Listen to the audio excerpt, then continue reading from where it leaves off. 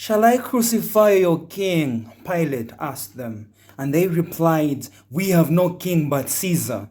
Really?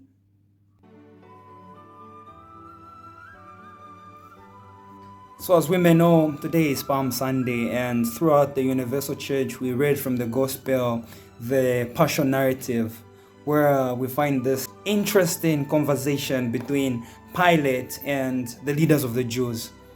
So the Jews had brought Jesus before Pilate for a trial, and generally their accusations against him were that he claimed to be a king, he claimed to be the Son of God, and that he would destroy the temple and rebuild it in 3 days.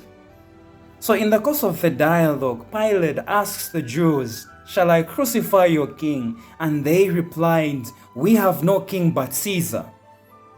Now, this is interesting because when we go back to the Old Testament, we find that the Jews enter into a covenant with God with the conditions that he gives them posterity, land, protection, and so on. And in return, they had to be loyal to him as their king and God.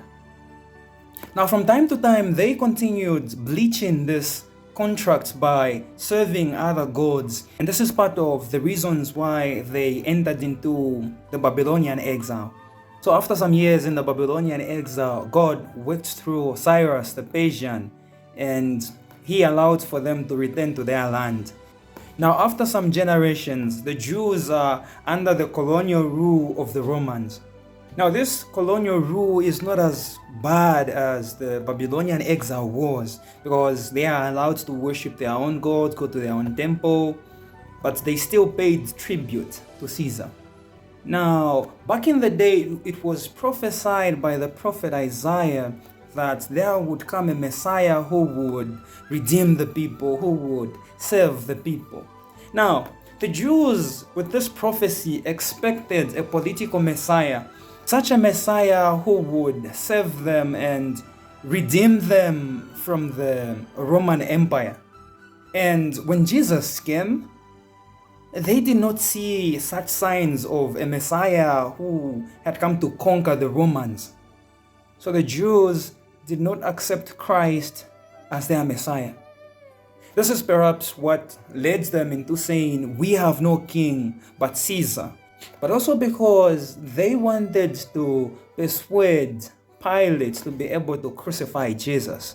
So the Jews wanted Jesus to be crucified because he showed no signs of the powerful king that they were expecting. Now, the general concept around the rejection of Jesus by the Jews lies in the fact that they believed that he couldn't save them in the way that they felt they needed to be saved. Now, this can be true for us Christians today, because you see, at baptism, we too enter into a covenant with Jesus. We enter into a covenant with God where we become the children of God and the children of the church. And in our baptismal promises, we pledge to serve God and God alone. We reject Satan and all his works. So in a layman's language, Jesus becomes our king and Satan our enemy.